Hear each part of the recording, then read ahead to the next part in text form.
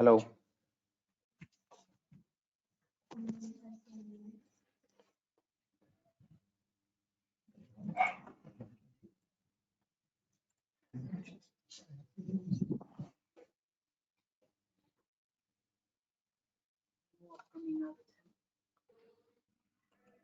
એ તો વેબકેમ છે. Share your screen નો ઓપ્શન નથી આવતો.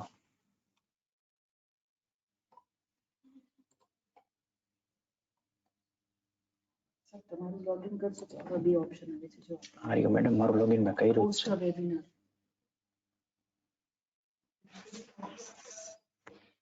એપ્લિકેશન વાળી લિંક આવે. હા રી મેડમ બીજું પણ કરી છે.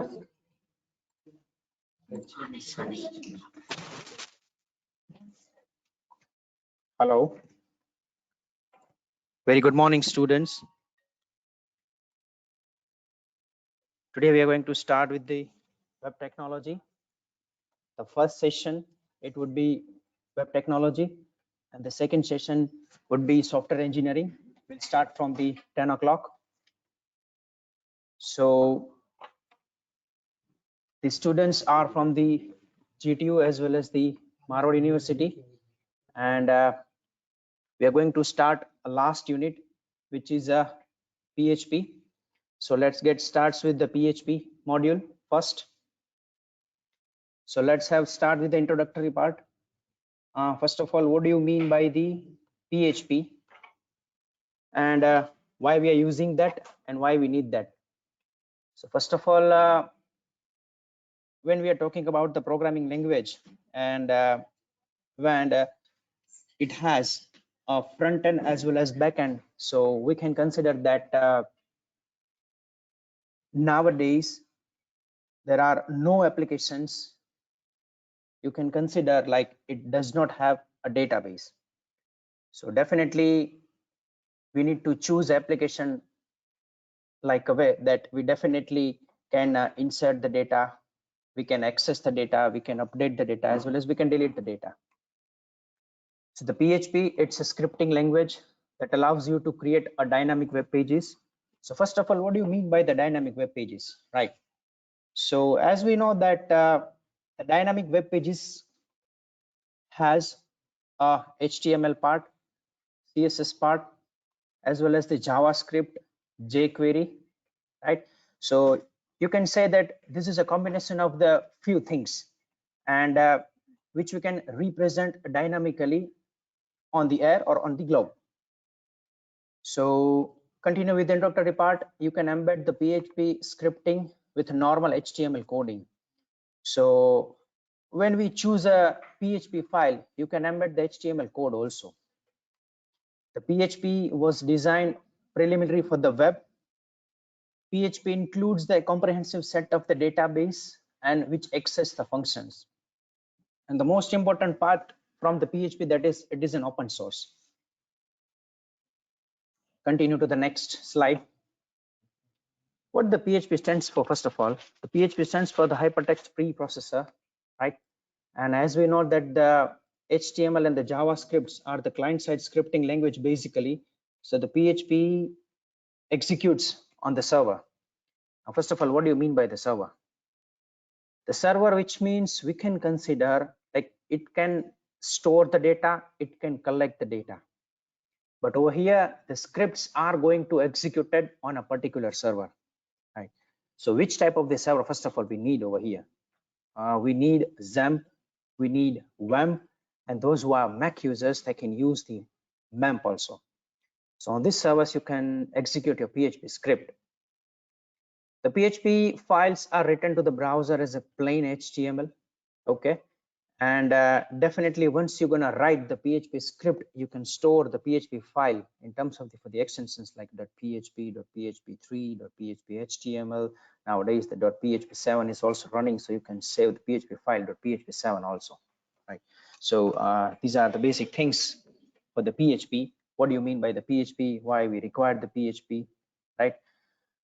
To run the PHP script, what are the different requirements? You can choose any of the front end which you want in terms of the tool like VS Code, Sublime, the Dreamweaver. You can choose anyone which you are feasible with. Continue with the PHP basics part. The PHP files end with the .php extensions, right? And as per the different versions of the PHP, you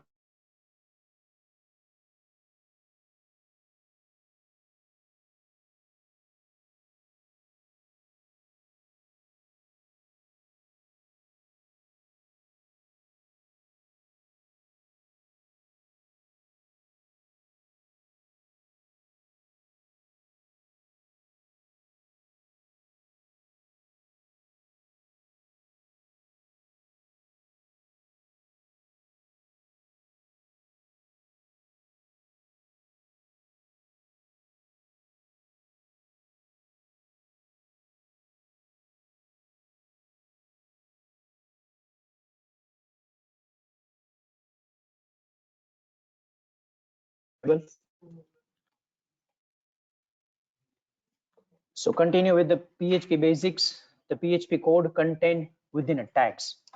So first of all, how to write a PHP codes. So for that, we do have like a less than sign, question mark, the PHP keyword, right? And you can write the code in this and the ending with the question mark as well as the greater than sign. Or there is a shorthand operator also, the less than question mark, you can write the PHP scripts and end with the question mark as well as the greater sign. So this is what the short open text in your PHP if you want. Now, what exactly the PHP file is and what the PHP file contains. As we know that the PHP, it's a dynamic web pages. So basically that contains the text which you wanted.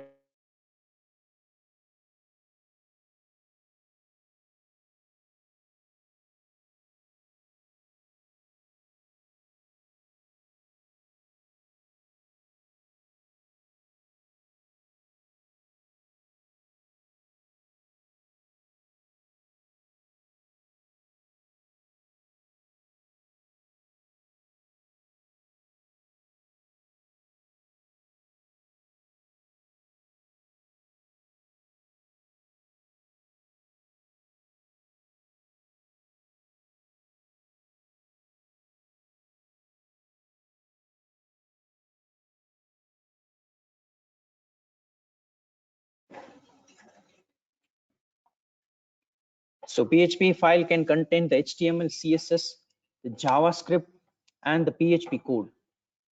And this code are executable on the server, and the result is returned to the browser as a plain HTML. So this is what the basic fundamentals of the PHP. Now this is sort of the sample code. So what we will do first, let's start with the first PHP example demo. I'm using now a VS Code, okay, Visual Studio Code. You can choose your own code if you want to do. So first of all, there is some certain requirements that what we need to do. First of all, let's start the server. Right now, I'm using a WAMP server. So first of all, we need to start the WAMP server. And from here, you can start all the services of the WAMP server. Now, before we execute a single file of the PHP, or you can say how to run a PHP file, first of all, we need to know that where we need to keep all PHP files or where we need to store the PHP files. Those who are Mac users, they can use the MAMP server, M-A-M-P. And so for that, you can go to the applications, and from applications folder, you can choose the MAMP folder. And inside the MAMP folder, there is a htdocs folder. And you need to keep your file in the htdoc folder. Those who are WAMP users, you can see this over here. Let's go to the C drive. You can find over here WAMP folder. Inside the WAMP folder, you can choose the www folder, and inside the www folder, you can paste over here at the root directory. Or so, for example, if I have prepare one folder like WT practice, right? And inside that, I'm gonna put, so for example, over here the test test-1.php file. So that's what my file over here, right? And those who are the XAMPP users, you can go to the XAMPP C drive, XAMPP folder. Inside the XAMPP folder, and you can choose the htdoc folder, right? And inside the htdocs folder, you can paste your PHP file, or you can store or keep the PHP files. So let me check first of all whether the WAMP server has been started or not. Okay, it has been started. So go to the first of all localhost / you can see this is what the index.html file from the WAMP server. Okay, and this is what my home page. So when you start, first of all, any of the server like MEMP server, XAMPP server, or the WAMP server, you can see the first of all directory index of. So you can consider this like your projects, right? So this is what my root directory over list of the files which I can store inside the www but it will be shown over here. You can see this is what my folder W3 practice. I'm going to click on this one more time, click on this, and you can see these are the list of the folders which is available inside that folder, and that's what my test-1.php file. Right now my test.1 php file, this is what the empty. So let's start with the first basic example. That's what the starting with the HTML/HTML. Inside that body,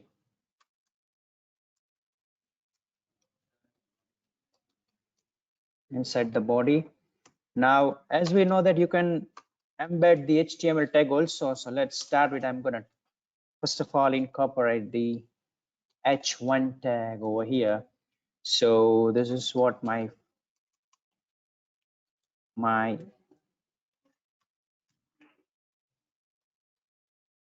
first PHP sample example over here.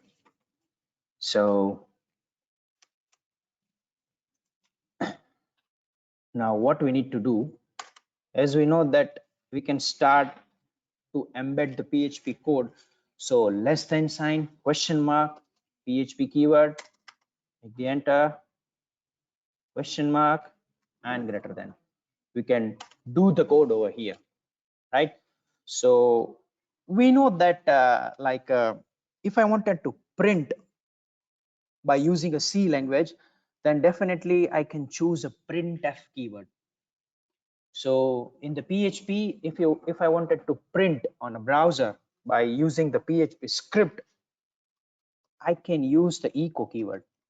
Okay, echo double quote semicolon, and this is what my caption. Hello world. I'm going to save this file.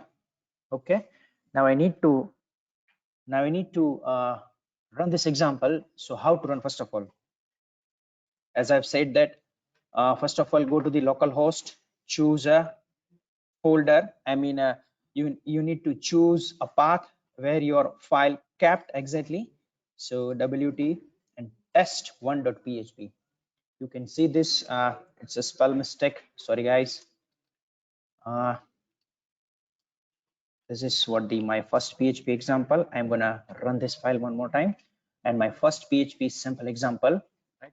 So as you can see this, that's what the h1 tag, right, from the HTML, and this is hello world, which is a PHP script. So this is what my basic examples. Now continue with the variable part. All the variables begin in the PHP which start with the $sign. You can contain the letter, digits, as well as you can start with the underscore also. And you can consider that it's kind of a node, that no digit directly after the $sign. And the value of the most variable is the value of its most recent assignment. And we no need to declare the variables. The variables have no intrinsic type other than the type of their current value. So start with the first of all variable scope. As we know that we do have two types of the variable, the local variables as well as the global variables, and everyone aware with the basic fundamentals like what do you mean by the local variable and what do you mean by the global variable. I would like to get back to you on this. What do you mean by the local variable? The local variable, which means whatever the variables that you are going to define inside the function, right, which is accessible to that particular function only, which is not accessible outside of this function. This is what the basic fundamentals of the local variable. Now, what do you mean by the global variable?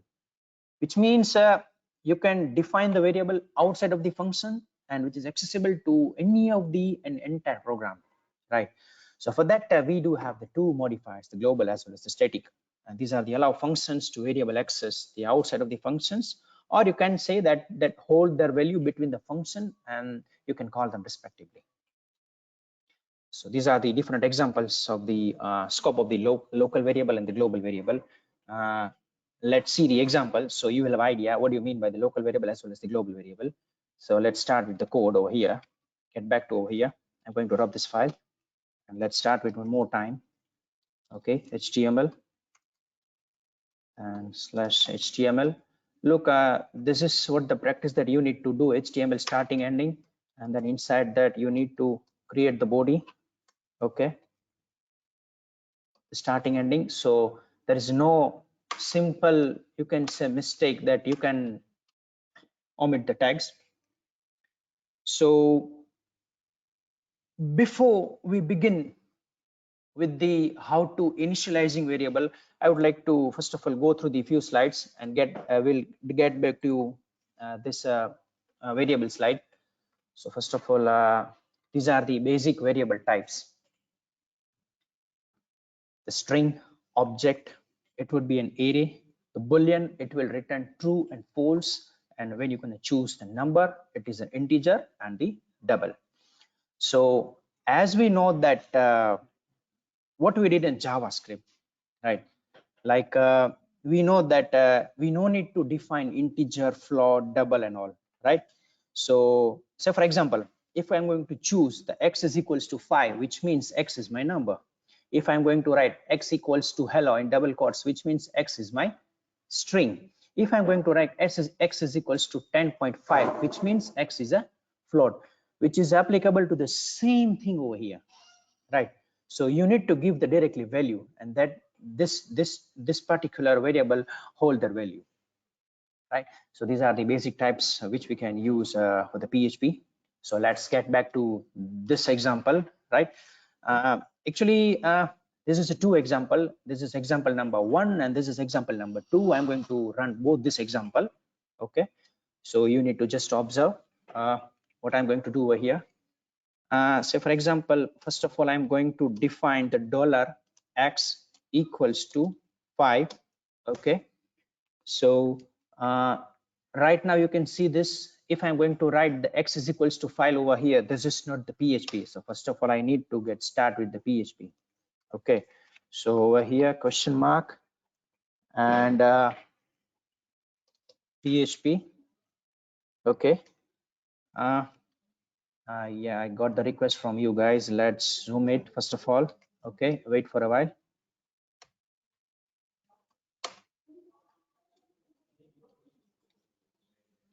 Is it visible now? Okay, so as you can see, this x is equals to 5. So dollar, first of all, and x. Now I would like to ask you one question. First of all, where are we gonna write dollar? What it means? It represents the two things.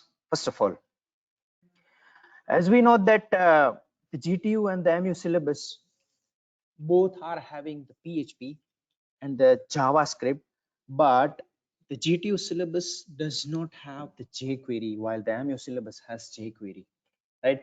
So I would like to differentiate over here. When we're gonna start with the dollar, it might be two things. The very first one, it might be a jQuery, and the second thing, it might be a PHP. Okay, but definitely you can identify the PHP code by identifying this starting and ending the PHP script. Okay, so let's start with the $x is equals to 5, right? You can consider this is what the global function, and I'm going to create one function and function my test over here. This is what my UDF function I'm going to create over here, and these are the statements which I'm going to run. Okay, which means when I'm going to calling this function, these are the statements that need to be executed. So let's start with the echo first over here, right? And inside that echo, I'm going to choose one more time the HTML tags. So starting and the ending would be in good practice.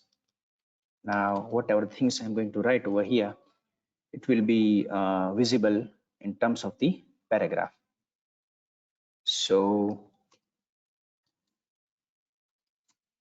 variable x inside the function is $x. Okay, so these are my statements, and now I'm going to run this. And first of all, I need to call that function which I have earlier created.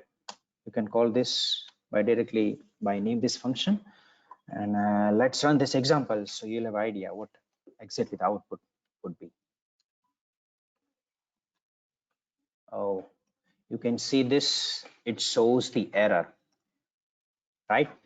So definitely there is a question in your mind. If I'm going to define the variable outside of the function, and definitely which is need to be accessed inside the function, right? But it shows an error. Why? We are going to see within a few minutes, right? So we will get back to this example within few minutes. Let's run the second example, right, first, and we'll get back to you one more time. What I'll do, I'm going to paste inside the function which is x is equals to 5. Okay, and I'm going to print over here echo variable x inside the function is $x, and I'm going to run, or I'm going to calling this function, and let's run this example. You can see this variable x inside the function is 5, which means it is successfully executed and applicable this local scope, which means if I'm going to define a variable inside the function which is accessible to function itself, that's working right now. Okay, so move to the next slide. Now this is what the example, that's what I'm talking about. Let's choose one more example. I'm going to choose HTML, one more time body. This is what my body and over here. Now I'm going to directly start the PHP script. Sorry, PHP, and ending with the PHP, and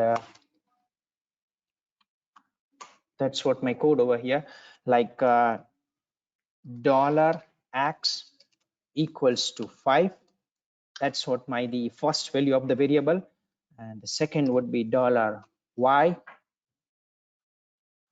equals to 10. Now I'm going to make a function my test. That's what the previous name as it is. I'm going to choose the statements of this function. Now as we know that if I'm going to define this variables which is outside of the function and that need to be accessed inside the function, so for that I need to choose a keyword globals. So that's what the keyword to access the global variables. Now square brackets, and I'm going to choose a y, over here. Now one more time, globals. Let's give the first value X, and this example plus one more time, globals over here, and choose a Y. That's what my statement. Okay, I'm going to call this function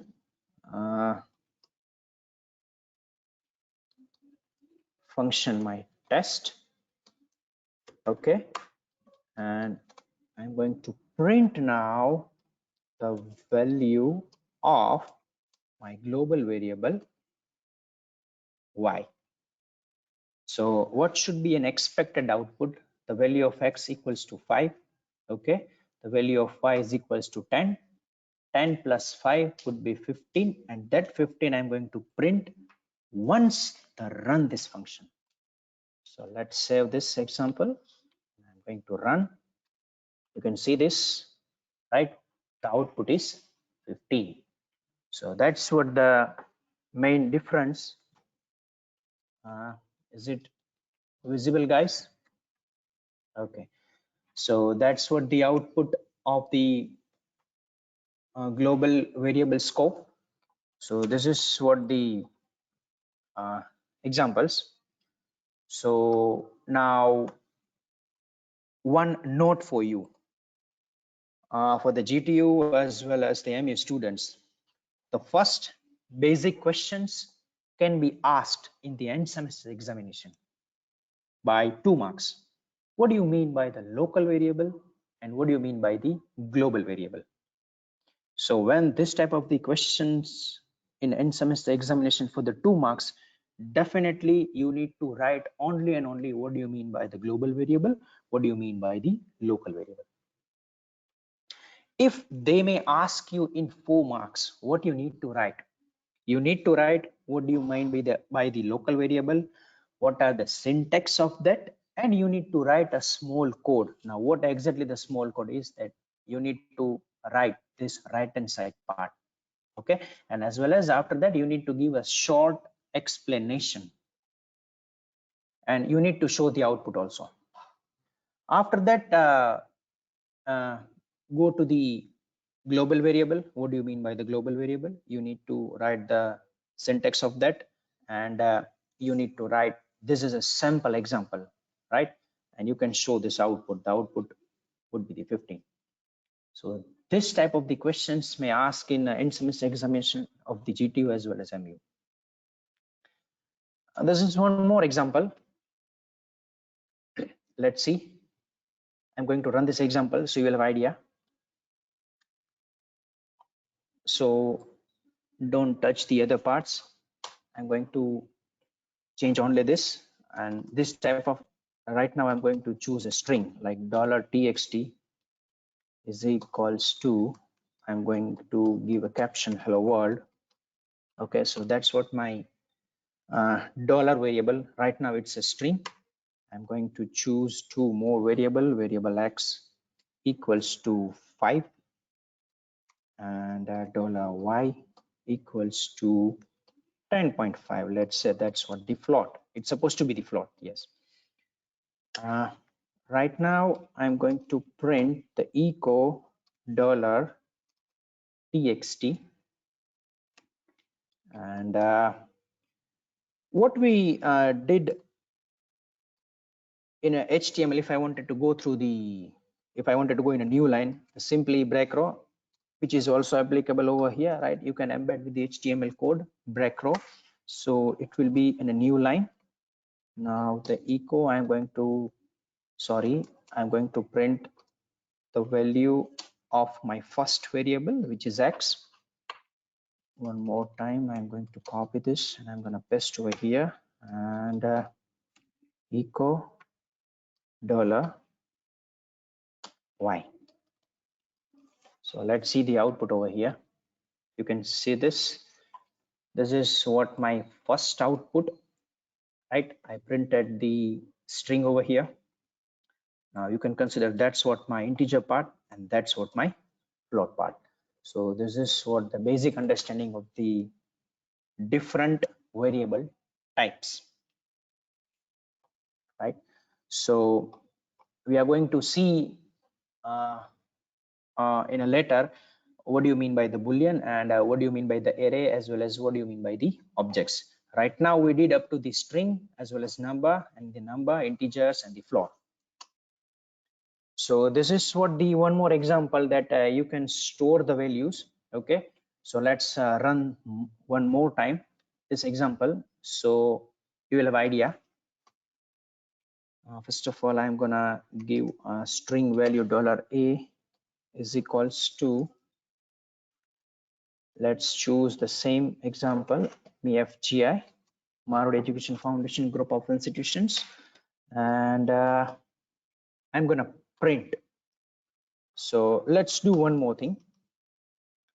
What we did in a JavaScript for the string concatenation, I hope you remember that we were using a plus sign, right, for the string concatenation.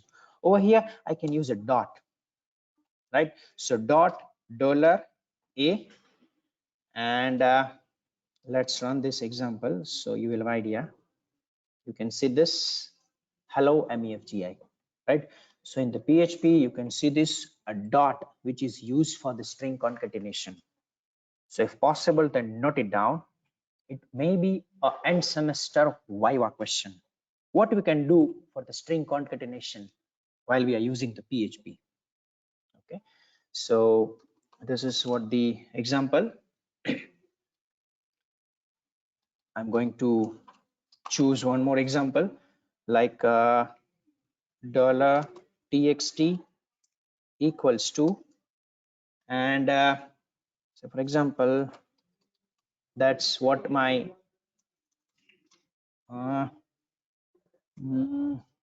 let's choose www.elite.com. That's what my string as a variable $txt, and echo, so for example I love, and then I'm gonna give the value $txt. So let's see what should be the output. This is what the second way that you can choose the string concatenation. I love, and that's what the output of my $txt variable. So these are the same things. These are the one more example. As we can see this, let's copy this example and run so you'll have idea. You can see this like the $PHP, that's what my starting, right? The value of $x is equals to 5, y is equals to 4, and the normal, I'm gonna print the addition of this 2, which means you can consider like in a JavaScript the basic arithmetics operator, it is supported. It is also supported in the PHP. So echo $x plus y, and the expected output would be 9. Oh, there is a syntax problem. Yeah, I write the PHP twice as well as this PHP code also. So let's run this example. Yeah, the output is 9. So this is what the basic examples of that. Okay, run this example. Now, this is a question for you guys now. I want you to give the replay, okay, in a chat box, which is going to see over there. Let's start. I'm going to create the function, function my test. Okay, these are the statements of my function, like say for example, if I'm going to choose a static keyword over here, the static $x equals to 0, which means my value of x, it's supposed to be the 0. And now the echo $x simply, which means I'm going to print. Okay, and let's choose over here the post increment operator, which means $XX. Okay, so that would be my function, and these are the statements of my function, right? Only 3 statements over here. Let's see now. I'm going to run the function, or I'm going to calling the function first time. Okay, now that's what my echo, it's supposed to be print in a new line.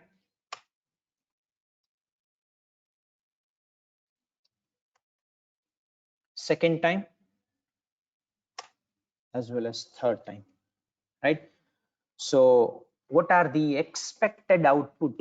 I want you to give the response. Please go ahead.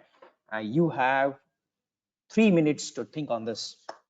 I'm waiting for you guys. Go ahead.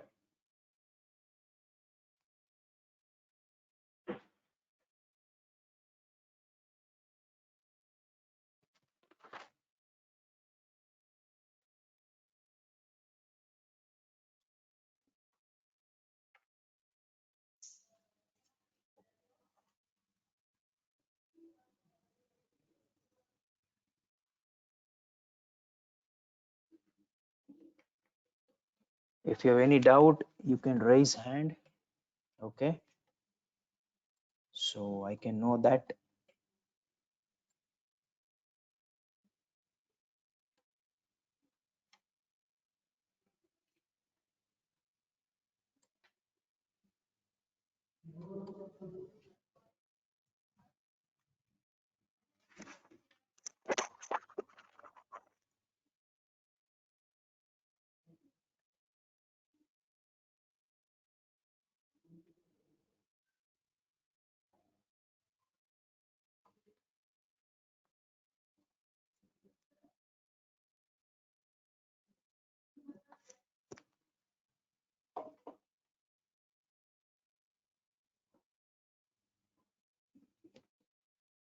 I'm waiting for you guys. Go ahead, please. So actually, I wanted to know that how many of you are sleeping or how many of you are ideal. That's I wanted to know. So purpose of this question is to the main. I can see the lots of attendees over here. Akshita, Jaideep, Mansi, Bhagyesh, Nehal, Drashti, Hardik, Jeet, Kashyap, Manan, Meet, Nisarg, Parth, Riya, Santosh, Vikas, Akash, Abhishek, the many of are there, right? I want you to respond, guys. Yatri, Yash, Yash, Kalaria, Jivani, Javia, Borad, Yash, Bhatt. Guys, I want you to respond. I'm not getting anything.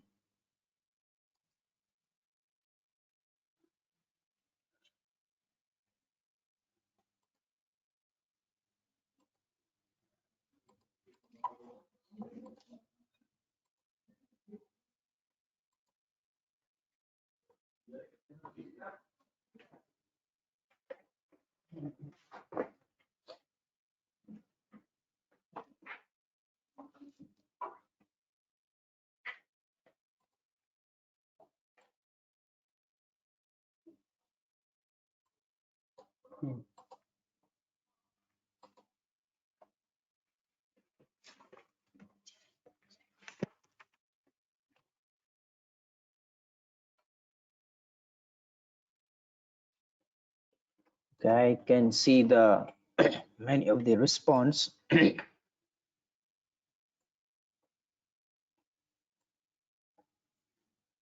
can see this. The Manan Pataria has given the response 0. Kishan Kashyap Upadhyay 012. Meet Desai 012. Yes 0. Ravi 2. Zenis Bhargav 1. U Kalola 000. Bhargav 2. 3. Updated Nishant 3. Nishant Bhatt 0123. Oh wow, nice. Manan Patadia 012, Rushit 012, Arman 012, Dharmik. Oh, Arman says since it's static, Heli 012, Ruthvi 012. Okay. Okay. Let's run this example so you'll have idea, guys.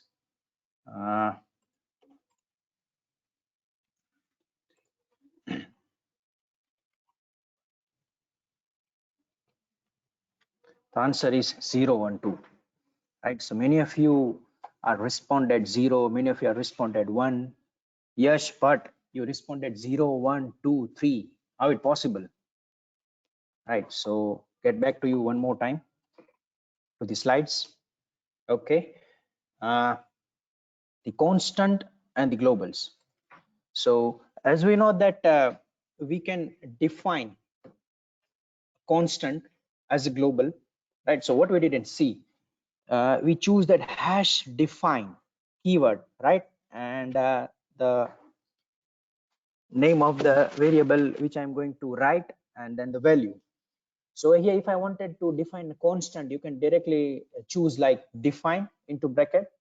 First of all, give the first name, which variable, pi, and the value of that pi, which is 3.1416. And the next example, like dollar area equals to pi r square. So pi radius and radius. We need to define the value of the radius over here, right, which is not defined, but this is for your explanation, like how to define a constant. Okay, so it might be possible that it would be a MCQ question or 1 mark question, how to define a constant. Okay, and one more time, for the 1 mark question, what do you mean by the global? So these are the global keyword. These are the global keyword. Okay, define outside of any function from a variable, which means we need to choose a global keyword, variable 1, variable 2, and you can write any of the function. Okay, and you can write the statements of the function and you can call them.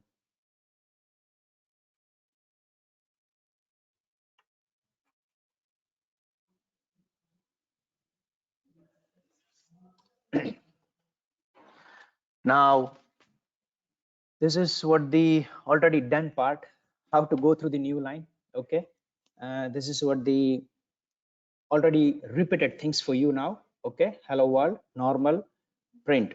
Okay, now there is a question by how many ways you can show or print the output on the browser. Definitely you can choose a echo keyword, as well as you can choose the print keyword also. Let's see the run this example so you will have idea.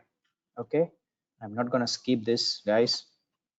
So this is the basic fundamental parts, and this is very important for the, you can consider like Viva purpose. So the echo, and I'm going to print. Okay, and let's see, this is the syntax of this over here. Okay, like hello world, that's what my first question, hello output, and hello 6th semester students, right? So now I'm going to run this example. Let's first of all choose a break row, so you will have idea. Break row over here, and you can see this, that's what the output. Okay, the first one by using the echo, and the second one by using a print. So let's get back to the next. Okay, so the array in the PHP. So first of all, how many types of the array are there? Okay, and what are the things inside the array? In the PHP, the array function or the array function keyword, that is used to create an array. Okay, so if I wanted to create an array, you can use this keyword ARRAY, the round brackets closing, starting, closing, and the semicolon, and that's what the thing that you can generate the array. Basically, the PHP has three types of the array. The very first one, which is an indexed array, the second one, which is associative array, and the third one, which is multi-dimensional array. So first of all, what do you mean by indexed array? You already aware with this indexed array, right? It's a array with the numeric index. The second one, the multi-dimensional array, you're already aware with this too, the array containing more than one arrays, right? But this is a new to you, which is associative array. What exactly it has? The array with the named keys. So let's start with the index array first. So this is what the slide you can see, you can observe. An array in the PHP is actually an ordered map which maps a value to the key, and the array can be thought in of the many ways. So you can consider these are the different ways to define or initialize indexed array. So first of all, the $marks, it's an array variable equals to, over here, the $marks equals to array, the round bracket starting, round bracket ending, semicolon, and these are the values of the array. So the first one would be 95, then 93, then 56, then 70, then 65, 98, right? So as we know that from the previous slide, you can consider the indexed array. So when you're going to write this, okay, it will automatically considered like this, which means the 95 value will be available on zeroth index, then 93 would be on first, 56 is on second, 70 is on third, 65 on fourth, 98 on fifth, right? So it will automatically generate an array like this. Okay, so I want you to understand how to define a normal index array. Continue with the numerical index array only. You can see this example. These are the following codes also generates a numerical index array, and the allocating the next index after the highest current index to the element. So let's get back to the same example. If I'm going to pick it up, the only two value like 95 and 93, and if I'm not going to define any of the index, okay, for the particular array variable, like $marks is equals to square bracket equals to 95 and $marks is equals to 93. So first value is 95 and second value is 93, then definitely it will automatically allocated to the 95. It would be on zeroth index and 93 would be on first index. So keep in your mind, note that the array index start at 0 by default. So this note would be a Viva question, definitely. Okay, that if I'm not going to define any of the array index, then where it will automatically start, or what should be the automatic index of that particular array? Definitely your answer would be it's 0. Now you can skip the index if you want by allocating the specific indexing value. Like so, for example, 1, 2, 3, 4, 5, and 6 values are there. Okay, and let's choose any of the value like 95, 93 from 56, 70, and 65, 98. Like say, for example, 56 over here, it's a second value. But if I wanted to put on a fifth index, definitely I can write over here the $marks square bracket 5 equals to 56. Okay, so this 56 will be available at fifth index, and then next, if I'm going to not defining any of the index over here, it will automatically considered as an increment and it will be available on sixth index. Okay, so we'll allocate 70 to the $marks 6. So the 56 would be available on 5 and 70 would be available on 6. So this is what the example of the numeric index array. Let's see this example so you will have idea. okay, how to run the array example. Say for example, I'm going to choose a variable, first of all, $car, and I'm going to choose array. Okay, why? Because I love the cars. And I'm going to write different companies of the car, like Volvo, BMW, and Audi. Right. So sorry, this is what the, first of all, I defined the index. Okay, and I'm going to print those variable co I like. And right now I'm going to choose a string concatenation over here, and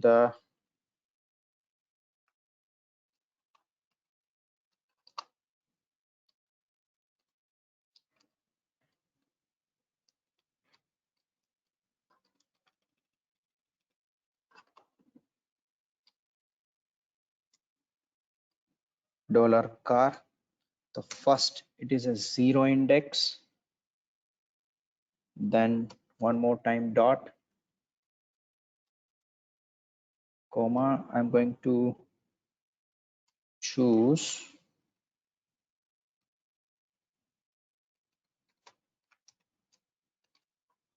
the next. It would be on first index,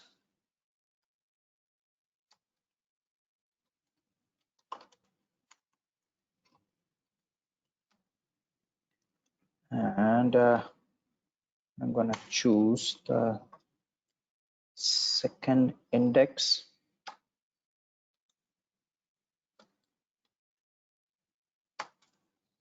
and let's run this example so you'll have idea.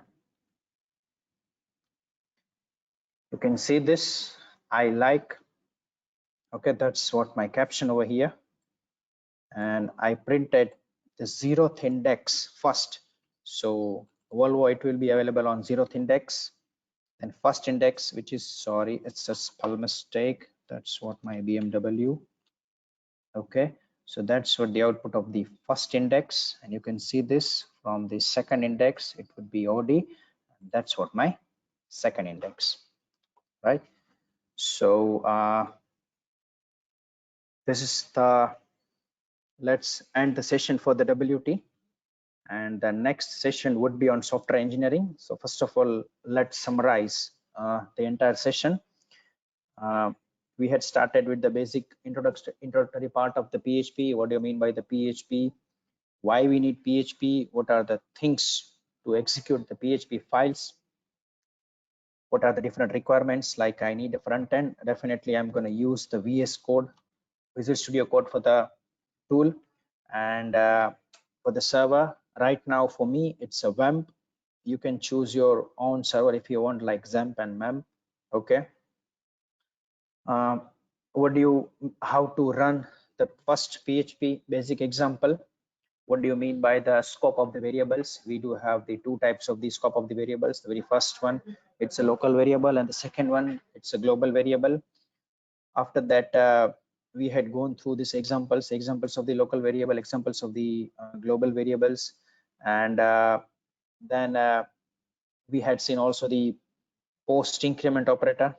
Okay, then how to define a variable, how to initialize a variable, and then we had started the array, how many types of the array are there. Okay, basically three types of the array. Very first one, it's indexed array, second one, it's a multi-dimensional array, and the third one, it's associative array. And we did the example of the indexed array also, right? So the next session would be software engineering, and the next instructor is Professor Madhu Sukla. I'm going to hand over, right? And she's going to conducting next session on software engineering. Yeah, wait for a while, guys. Thank you. Thank you so much.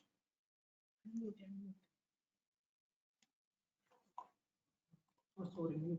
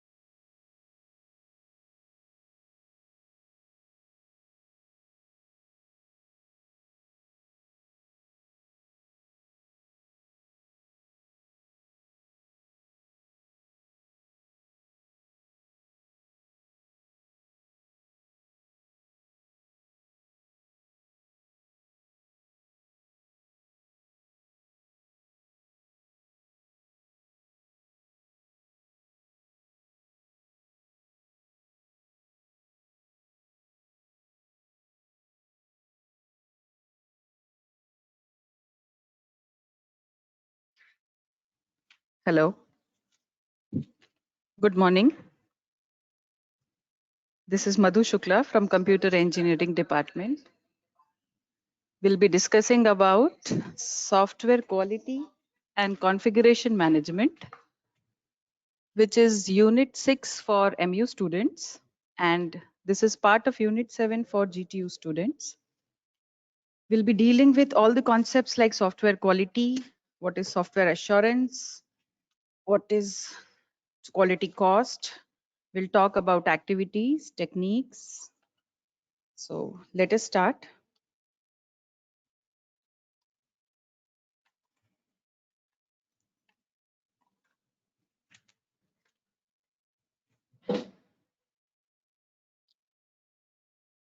Call him now.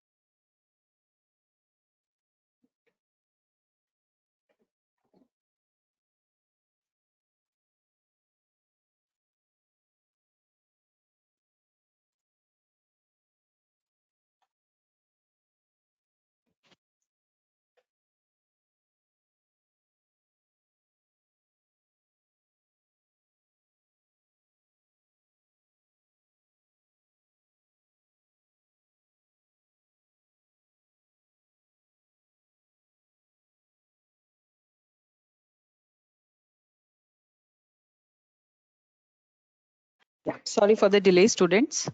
So we'll be talking about quality. What is quality? It is a characteristic or attributes of something. That something can be hardware, can be software, can be anything we use in real life. When I talk about quality, we'll be talking about two things basically: quality of design and quality of conformance. Let us understand the difference. Quality of design deals with product, manufacture, and the specification with which it has to be built. And quality of conformance is the degree to which design specifications are attained while manufacturing. So these two are general concepts related to quality, which can be said for a hardware or software. When I talk about software development, that is, when I talk about any web application, when I talk about any mobile application, if we need to see quality in them, it again has two types, the same types: quality of design. Now, this will deal with requirements, specification, and design of the system. And quality of conformance will be dealing with implementation or the coding part. Now let us relate this with our reports also, the report which we are doing in lab. When I talk about quality of design, we'll be dealing with chapters 1 to 5. If you remember, what is introduction, what is SRS, what are designs, what are the diagrams, and all the UML portion. And chapter 6 to 10 basically focuses on implementation. How do we actually implement whatever design we have done in the system?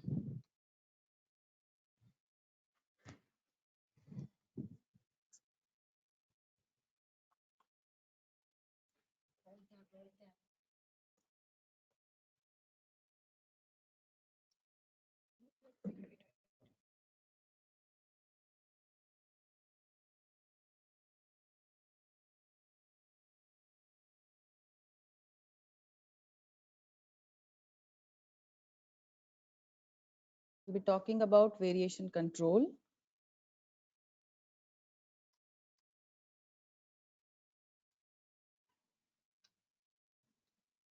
Okay. Okay. Variation control and quality control are related. How? Now, suppose I'm manufacturing any product. Now, it will be in batches, it will be in sequence, or it will be developed in a single-handedly manner. If there is a variation in product, for example, let us take example of Maggie. Now, whatever I buy, taste will not differ whichever batch it belongs to, whichever year it belongs to. So that is where variation control lies when I talk about any general item. Same thing applies to hardware even. When I buy something which is having a standard hallmark, then the quality won't differ. because every process has gone through a specification, a review process wherein variation is being minimized. Okay, what are the things that are involved in variation control? We can say it goes through series of inspection, reviews, test used throughout the software process. Now, if we have something in loop, like if we go through inspection, we go through reviews, we generally need to submit the feedback also, so that the things which are being tested are having their following feedbacks, which is what was correct, what was wrong, what was according to specification, what was not. So quality control also includes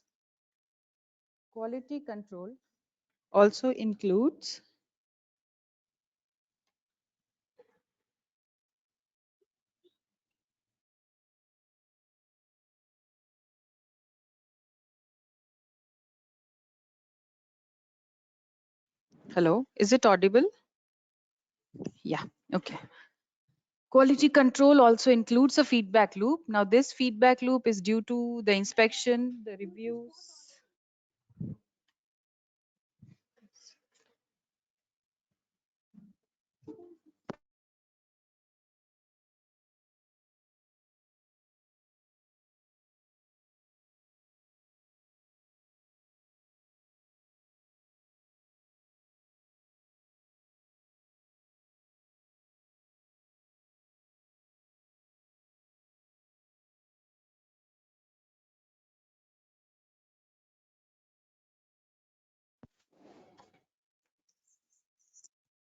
Is it audible?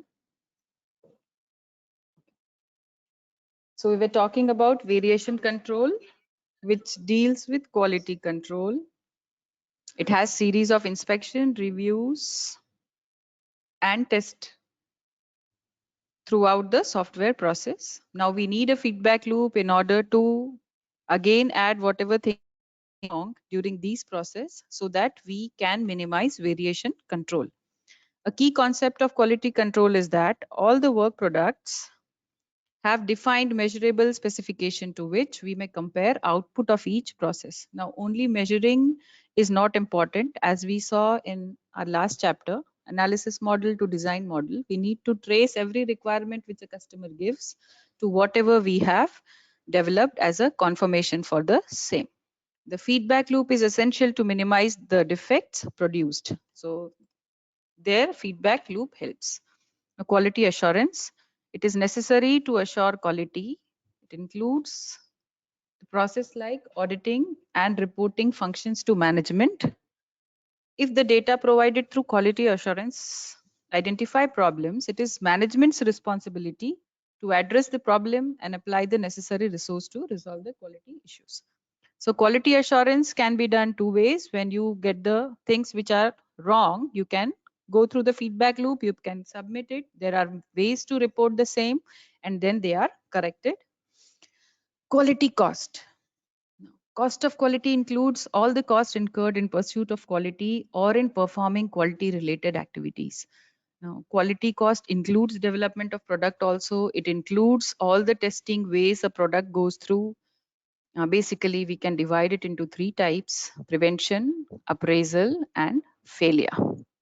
Failure we won't be discussing here in detail, because in estimation methods we have seen. Now, if you remember estimation methods, a sort of revision for you all, we have gone through FP, we have gone through LOC, we have gone through COCOMO. We are able to get some cost there. So if a software fails, those costs which were incurred in the software results into waste of time and waste of effort and waste of money. We'll go through other two, that is prevention and appraisal. Prevention cost includes quality planning. We'll be having a detailed session on this. Formal technical reviews, we'll go through this also. Test equipments, this portion will be covered in the next chapter, that is testing in detail. And the fourth one, training. How do you train other people to use the software? Appraisal cost includes activity to gain insight into the product. It has following breakup. In process and inter-process inspection, inter-process means you can consider it like interface. One process to another process, in the same module, in other module, Again, let us relate to a topic which we have almost covered, cohesion and coupling. Second, equipment calibration and maintenance. And the last one is testing.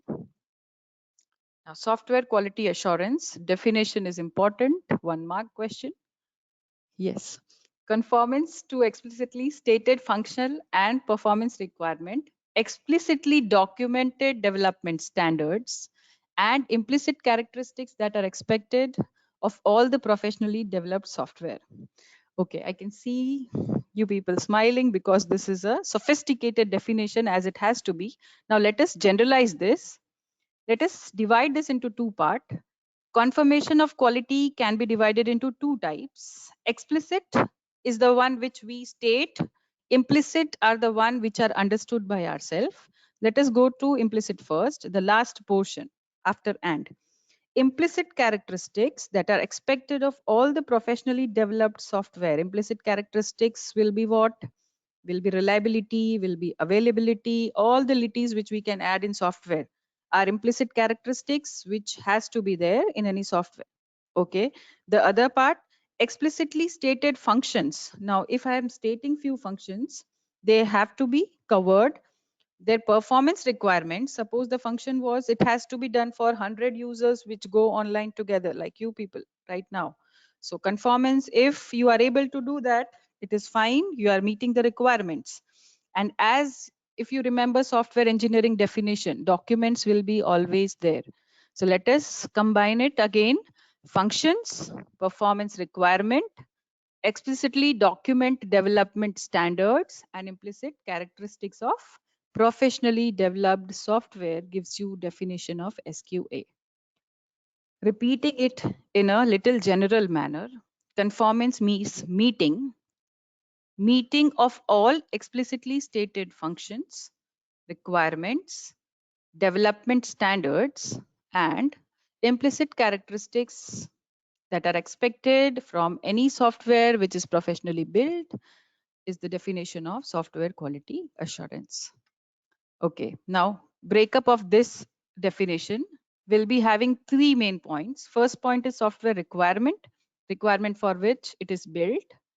Second will be specified standards. Any chapter you take in SE will be having some software engineering standards related to it, be it definition phase, be it analysis phase, design phase, or testing phase. So conformance of that. And implicit requirements that often goes unmentioned. We think it is okay if we did not say this has to be done. But if it is not stated and if it is not implemented, it gets added as a loss in software quality. Continuing, software quality assurance is also called quality management. Taking a bigger concept, it is an umbrella activity that is applied throughout the software process.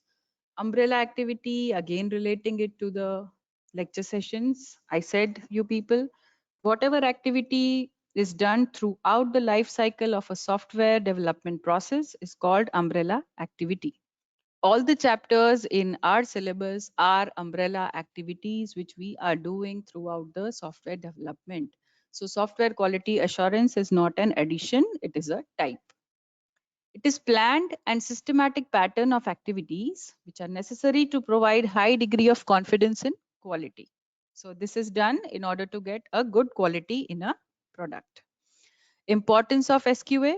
Now, if we are dealing with so many points with SQA, we should know how it is important. SQA is essential for any business that produces products. As I said, hardware, software, whatever you name, SQA will be there.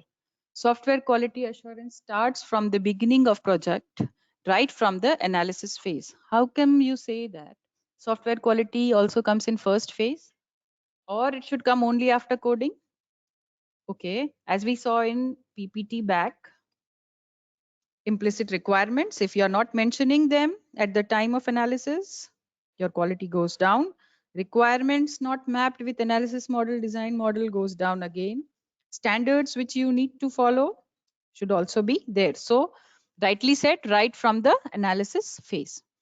The major reason of involving quality assurance in software product development is to make sure that Final product built is as per requirement of specification and comply with the standards. Whatever you have done should be complying with standards which are already existing. Software engineering is having all the standards which we need to comply with. That is where software quality comes into picture. You have software quality standards which are used everywhere. ISO, if you remember the word ISO 9000, ISO 9001, it will also be a portion of chapter later. I hope there is no doubt till here. If you have doubt, you can raise your hand or you can comment. As said in your group by your CC, from where to comment, you know. Okay, most important question for both GTU and MU students. What is SQA activity? List out SQA activities. Let us start with the first point. Prepare SQA plan for a project. Now, whatever you are doing, obviously you have to make a plan for it. Now, software quality assurance, if you are going for a software, you have to plan it from the beginning. Second, participate in the development of project's software process description. Third one, review software engineering activities to verify compliance with the defined software process. Fourth, audit. Designated software work to verify compliance with defined software process. Fifth one, ensure that deviation in software work and the work product are documented. After documenting, they are handed according to the documented procedure. And the last one, record any non-compliance and report to senior management. Now, it would be tough to remember them. Yeah. Okay, let us summarize it and generalize it so that we understand it properly. First thing, whenever you go for any activity, you go for plan, as it is SQA, software quality assurance. So you are going to plan for software quality assurance only. Okay, so prepare SQA plan for a project. Second one, participate in the development of project software process description. Now, whatever process model you are taking, whatever timeline you are deciding, participate in the process to know what is the plan, what is being done. Remember chapter 2, timeline, report. Chapter 2 doesn't mean your chapter 2 in software engineering textbook. When I referred to chapter, it is in your lab sessions, which we did. Time schedule, Gantt chart, which we prepared. So second point related to that. 2 points are clear. Prepare plan, participate in the process description process. Third one, after participating, what you can do is you can review the activities which are already done. Plan, participate, review. Fourth one, after review, audit. You test it. If it is in compliance, whatever was decided and whatever is being done. If yes, then that is where audit happens. Now, when I understand, I have planned, I have participated, I have reviewed, I have audited, I come to know about the deviations. Deviations is the point where whatever we were planning and whatever we are actually doing doesn't meet. If any point is there, document it. Document is you have to make a report. We will provide you, we'll be discussing about report also here, how to make that, and then handling according to the documented procedure. Now, this means you have already documented the procedure. Now, let us go back to risk analysis chapter. Did we document anything in RIS sheet? Yes, we documented how to mitigate, we documented how to monitor, we document what happens after monitoring when I manage. So that is where are we following document procedure? And the last one, in any case of non-compliance, if something is not being done as per the plan and whatever methods were laid according to plan, you can report that always to a senior manager. I'm taking lot amount of time in this PPT means it is important. So revising again, plan, participate, review, audit, see for the deviations and report any non-compliance. So software quality assurance activities are these 6 activities. Now techniques. What are the techniques? We'll be discussing about these 4 points. Information about software defect is collected and categorized. We are talking about defects because we are dealing with quality. We will be talking about requirements when I'll be talking about analysis. We'll be talking about code when I'll be dealing with testing in code. So that is why I'm using the word defects here. Okay. an attempt is made to trace each defect to its underlying cause. When there is a defect, there would be a cause. Remember fishbone diagram which we made? You have a spine which is defect. You have ribs of the spine which were the causes. So in case you're able to identify any defects, you'll see what were the underlying causes. Are we able to relate the first 2 points? Okay. Third one, use Pareto principle. Now this Pareto principle is not only applicable for software, but for any system. It is a generalized principle.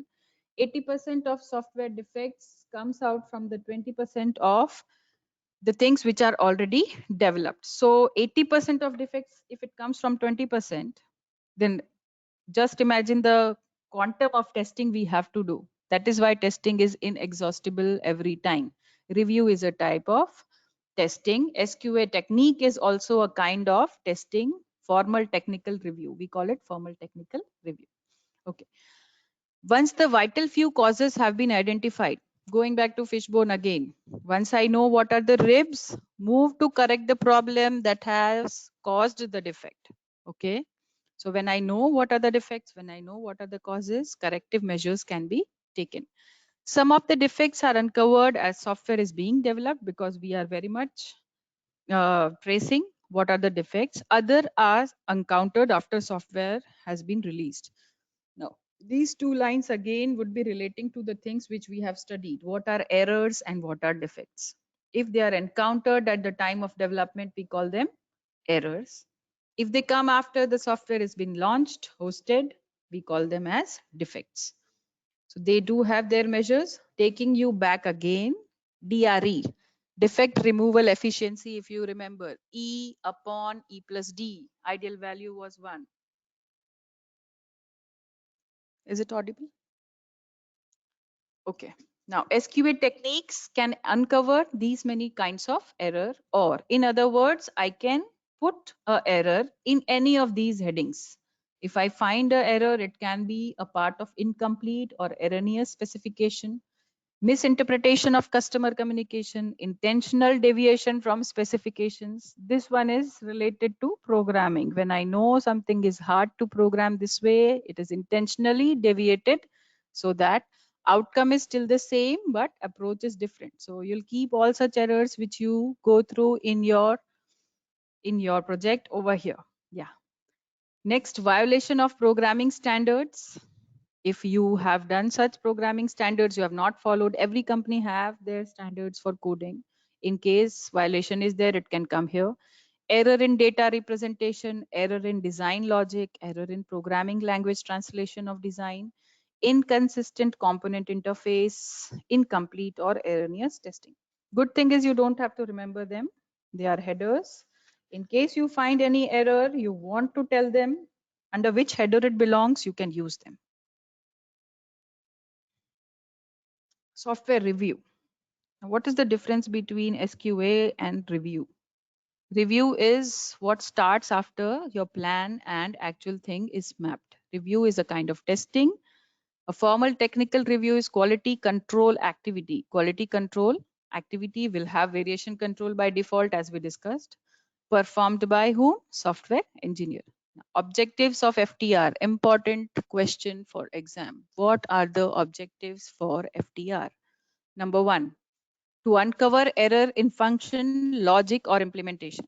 Dealing with code over here. We start with coding to uncover error in function, logic, or implementation. Same thing is done in your testing and debugging if we relate. We uncover the error there. Second, to verify software meets its requirement. We started with coding phase. Next will be analysis. To verify the software meets its requirement. I'm tracing back from code. I'm tracing back if whatever I have coded was actually what was wanted by the people. Third one, to ensure that software has been represented according to predefined standards. Is your software representing the standards which exist? Fourth one, to achieve software that is developed in a uniform manner. Now you will have interface, you will have database, you will have many things which has to be which needs to have a uniform context. And the last one, to make more manageable projects, to make making of project easy. Okay, objectives of FTR are important. FTR generally shows you the error. So we'll start with uncovering error, summarizing this topic again. Error in design, coding, logic, implementation. Error about meeting all the requirements which were stated. To ensure that software has been represented according to predefined standards. Third point is standard. Software is developed in uniform manner. And the last one, more manageable. Making of software is manageable. During FTR, a reviewer actively records all the issues that have been raised. All the issues, because we had feedback loop, so the issues which were raised will be given to the reviewer. These are summarized at the end of review meeting, and a reviewed issue list is produced. In addition, a formal technical review summary report is completed. So whatever we do, we prepare a report. Is it fine? Okay. Again, important question from this chapter. Review guidelines. Question can be like, list out what are the review guidelines. Whatever we saw was review only. Now, how do I follow this process?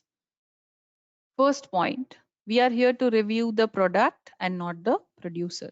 If I'm reviewing any product, I'll not be considering who is producing it. Honest feedback on the product. Set an agenda and maintain it. The first activity which we started in SQA was to plan. So agenda has to be fixed and we have to line up according to agenda only. In case you people have any questions, you may raise your hand. Yeah, I see many hands raised. Kashyap, okay.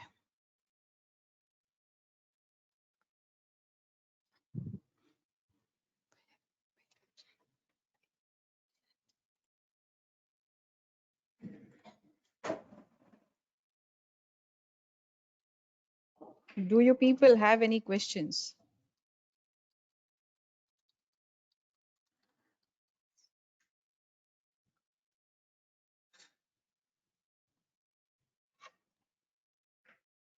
I think these questions were asked previously. Yeah, no questions after. Yeah, ma'am, during the should not variation but electricity one may vary. So let me take one of the questions.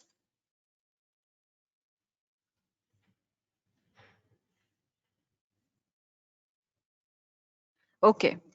Question is like, there should not be any variation in quality, but the explicit requirements may vary timely. So the product outcome also might change. A good question. Okay, it is asked by Smith. Smith, if I need to consider variation control, it is where quality is focused in any software. Yeah, but as correctly asked, what if the requirements changed? For that, we have configuration management again added. So you see different versions of software, right? 1.2.1, 1.2.5, 2.0.1. Now variation is there in these versions. Yes, they are the same product. They vary. Plus, they also have add-ons of the explicit requirements which are stated by public, or which are stated by the end user, or which are stated by the user. So in this case, we can handle variation control also. We can give them a new version in case of any explicit requirement. I'll be continuing with this unit. Version control is also there as a part of this unit only. So you'll be understanding there. Let me take another question. This is really a decent way. Okay, thank you for appreciation. Audit. Okay, one more question. What is audit? Audit is a kind of testing which is not planned. For example, if I say I have 5 questions right now in my mind, come on, answer. What were the first point related to SQA? It is an audit I'm giving to you. If you correctly went through the PPT, you'll be able to answer. Audit will have measurable outcome. I will be able to decide if you are answering all the questions perfectly. So I'll be having some measurement. Kaushal, that am I able to correct all the answers? Did I give it correctly? Yes. Again, there will be a feedback loop. He has given 4 answers correctly, will be a feedback loop. So this will be how audit will be working. Siddhant, I have answered your question. What is audit? Oh, Karan, last slide. I missed this question. Any other question? Any other question you may write? What is violation of coding? Okay. Now, in case you go through coding standards, it is yet to be covered in your class. Now, suppose I'm dealing with a company named X and it has coding standards like for text box, they write TXT BX1, first text box on the page. For second text box, they write TXT BX2 on the page. In case you are new to the company and you start typing whatever you understand out of text box, this is where violation of coding happens. You don't write code incorrectly for violating coding standards. You code indifferently other than what is happening in the company. That is what is called violation of coding. Meet. I've answered. In case you have more questions, you may ask. FTR is done by software engineers, then SQA is done by developers. Yes, dear. FTR needs people to be expert in software. They are experts. They take lot amount of money in order to conduct the technical review. And SQA is done by the team. Correct. Arman. Yeah. Any other questions, dear? How do version control, Nisarg? Version control I'll be taking up in the later half sessions in the PPT. It is there, software configuration management, where there will be learning how we control the variations.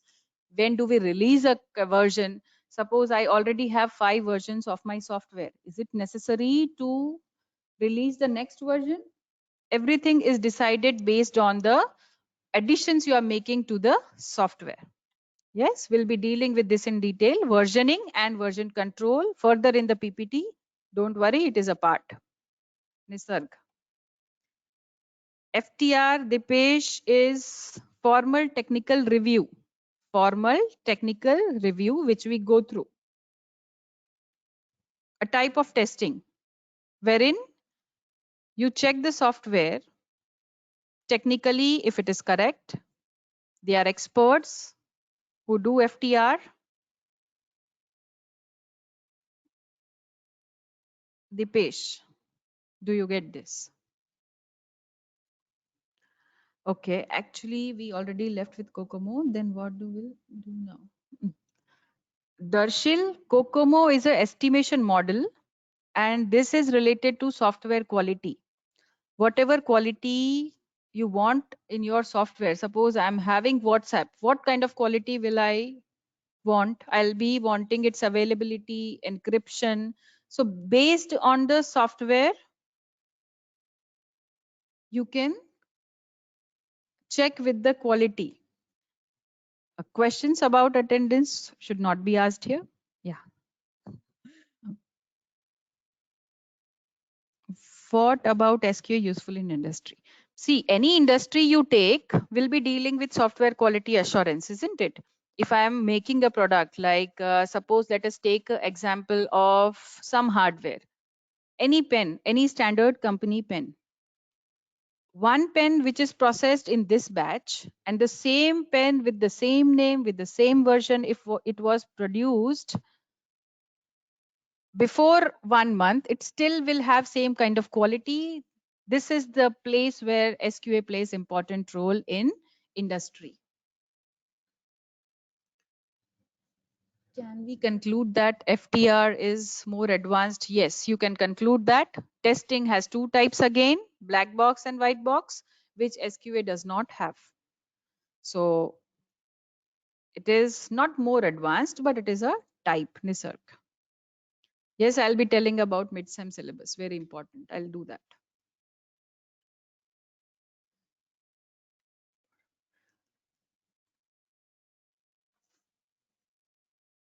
What kind of agenda set in review guidelines? Okay, Harsh. When I'm reviewing a product, I'll be checking for what the product is made in the first case. For example, let us take a software which is measuring temperature of a room, and based on that temperature it is giving you some some details. In that case, what agenda should I set? Should I deal with the first case? What if I am measuring the temperature wrong? What will happen? So in review guideline, it has to be written, if I'm reviewing this product, it has to be reviewed first for the temperature which we are checking. If there are any sensors, what if few sensors work wrongly? What will happen in that case? I'll document that. If it happens wrongly, the document which we have generated will also have the steps which we need to follow to correct it. So likewise, we are setting an agenda, we are working on agenda, we are having a plan which is already documented, and then we are going through the process again. Let me take you back in the PPT, which had this already. Yeah, this one. So laying down agenda is necessary in anything you take. Harsh.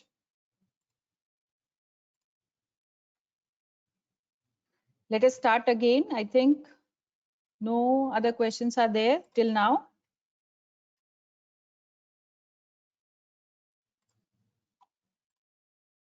Okay, in case you have a question, I'll be dealing with that session. We were into reviews, this one. Again, review guidelines are important in terms of both GTU and MU exam. It can be asked as a 7 marks question. Let us go through the guidelines.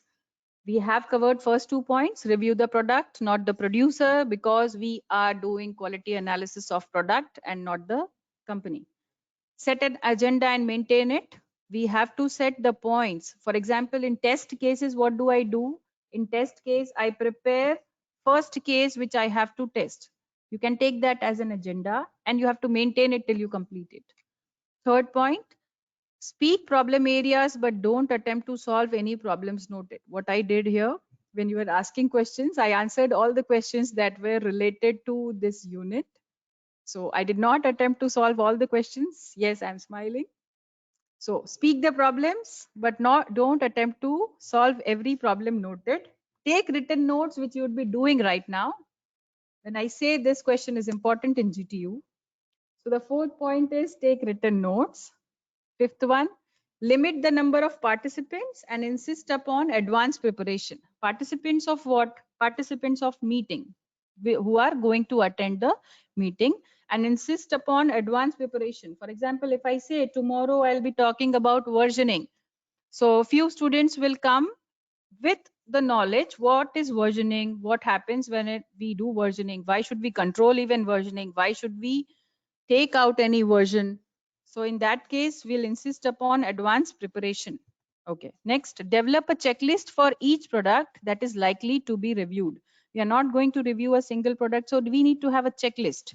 These things we are going to review in X product, these things we are going to review in A product, likewise. Allocate resource and schedule time for FTR. Resource, why do I need resource? Yes, I need computer, I need experts, and it has to be scheduled. You cannot randomly call any meeting at any time for FTR. Conduct meaningful training for all the reviewers. Now, training is necessary as we saw it in prevention. If you remember, prevention cost. You have to train a personnel in order to use your software if it is not very much user friendly, or suppose it is not based on the user interface which anyone can use. It can be based on any system which is in command prompt. In that case, you need to train them, you need to tell them how to start new modules. So training is important there also. Review your early reviews. So whatever you have reviewed in the first case, don't just lean on it, you have to review it again. So these guidelines must be established in advance. You should know these are the guidelines. Whenever we are going for a review, we need to know these are the guidelines. Okay, summarizing it again, we are going to review the product, not a producer. We need to have agenda. We need to speak about problem areas. And in case we identify any problem area, we'll be having written notes, limit the number of participants, checklist, resource, conduct meaningful training, and review your early reviews. So you have to review your early reviews is where things happen. Now, if I reviewed something wrongly and I see it that I have given 2 comments, but first comment is not reliable because now I'm seeing the software 2, 3, 4 times. I came to know this thing has been completed in module 4. So I can review my early reviews. Okay. Sample driven review. Ideally, every software engineering work product should undergo a formal technical review. Ideally, it has to be a part of process. But as you know, we are in very rush in order to develop a software, so people generally skip it, even though their value as a quality control mechanism is recognized. Now, this is recognized that if you have FTR, if you have SQA, if you have their techniques, quality increases, but still people skip. So basically, we go through sample driven reviews.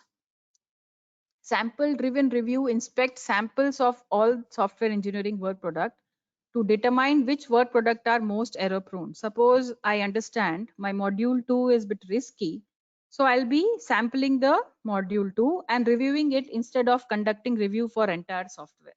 This is what is sample driven review. Quality will not vary even if requirement change. Yeah. Haley Parekh, I'm getting a question.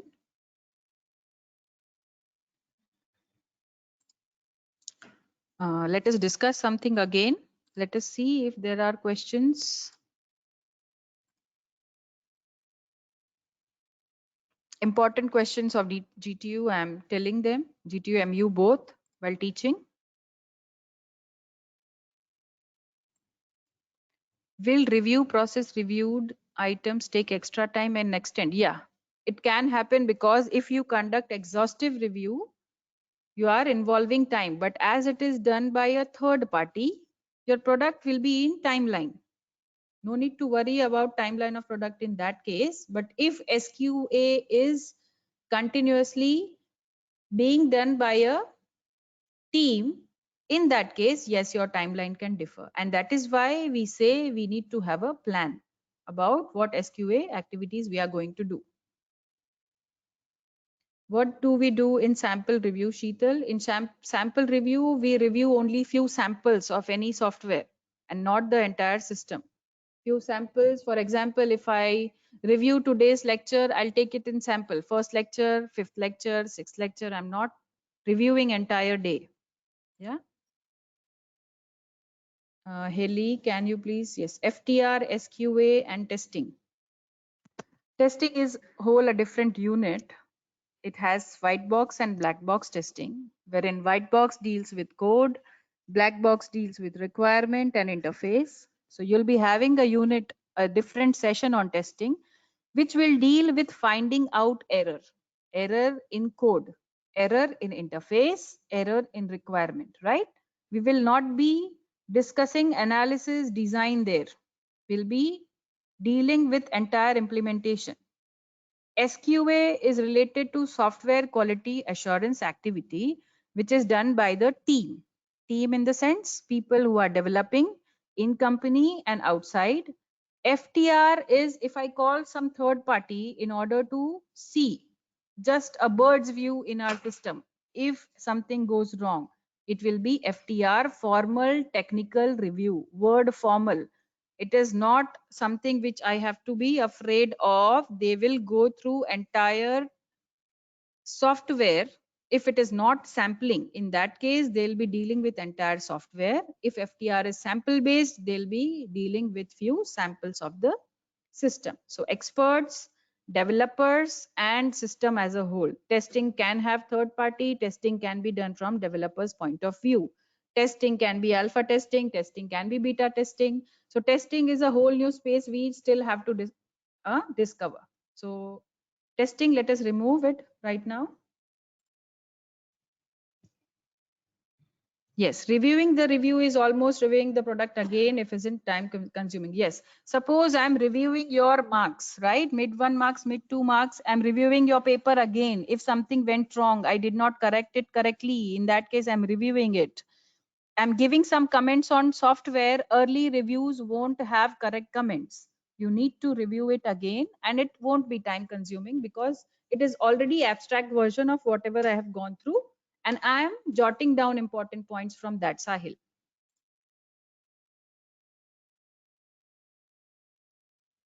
If a module does not work in required space and time complexity, the SQA should be the module, whole unit should be discarded. Oh, I lost the question. Whole unit should be discarded. The question is by Dhruv. If our module does not work in required space and time complexity, then we are not dealing with the explicit requirement which is stated by the customer. Then SQA should be remoduled in some part. Yes, you can make a note of that and you can work on it again. What has to be done? Dhruv. You'll be receiving previous reviewed item, take extra time and extend. No. Review will not give you extra time. Review is something which is done by other than developers. So you'll not get any extra time in that. Yes, FTR is done before releasing the software, Heli. It is done before to assure quality. Whatever is done after that is versioning. If something went wrong, still I have launched my product, went wrong in the sense it does not meet the requirement, not coding. My program can run even when I don't have errors and even when it does not meet the requirement. In that case, we version the software. We add new versions. So FTR is obviously done in the going phase. Parth, as you said, yes, it is important question for GTU. Which type of review are given by whom? It is a general review called formal technical review. I'll be discussing syllabus of mid 2. I'm getting many questions on that in the end. Okay. So FTR find error than question by Haley. So FTR find errors rather than defects, is it? Yeah. Broadly speaking, errors, because we say defects only happens after the releasing the product. Okay, going back to the topic again. Going back to the topic again, we completed till review guidelines and sample driven review.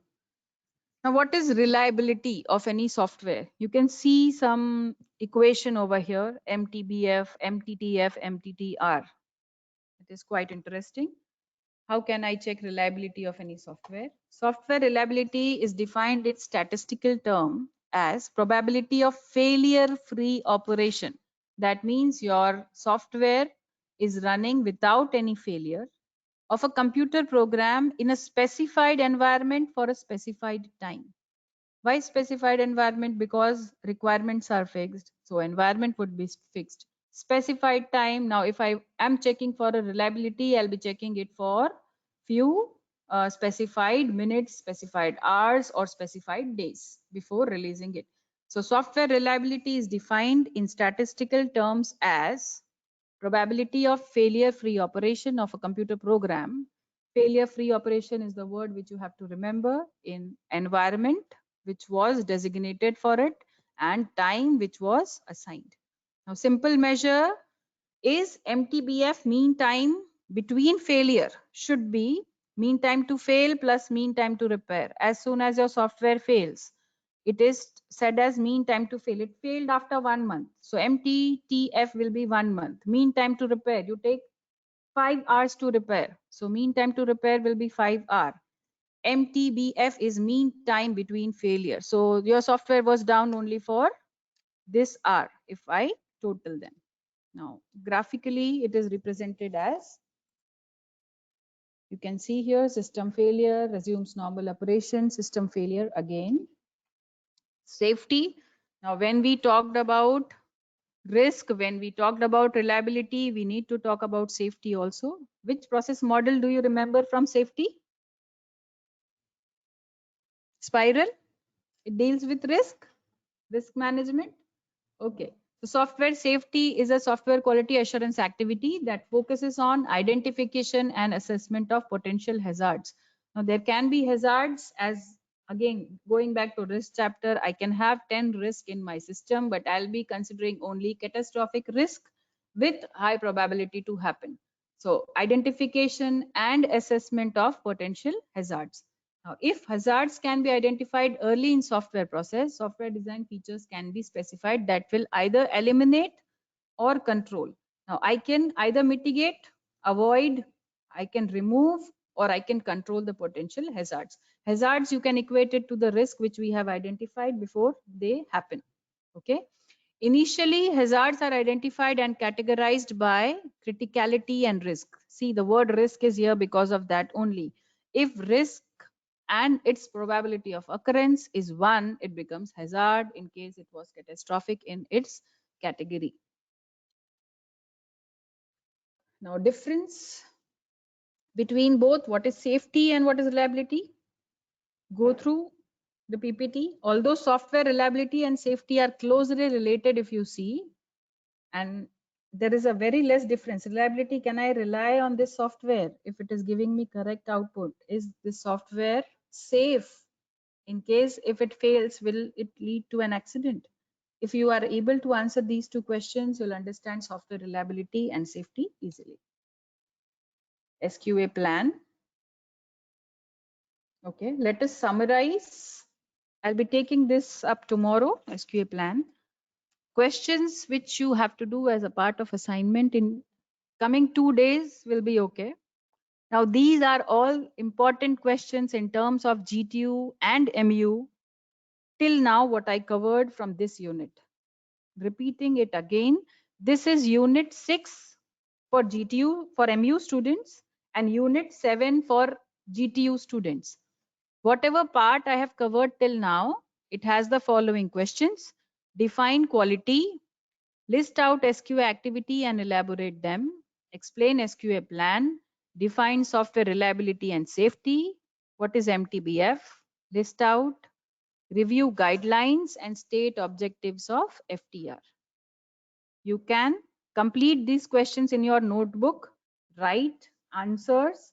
On each page, you can have your enrollment number, click the photographs, make PDF, and you can submit in the way which we will be declaring soon. I'll be declaring soon.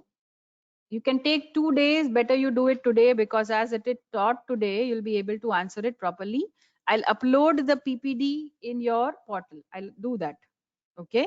So these are the questions. In case you go through, be thorough today so that we can smoothly conduct the sessions for next coming units. Not units, but next coming points. Okay. Now, mid-sem syllabus is not to be discussed right now because it is still to be scheduled. Many questions were there. Don't panic, we'll be telling you.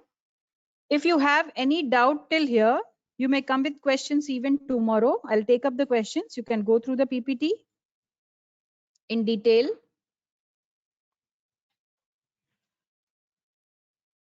The next session will be taken up at 11:30. Your class counselor will share the link in your WhatsApp group. So let us take a break for now. Stay safe. Thank you.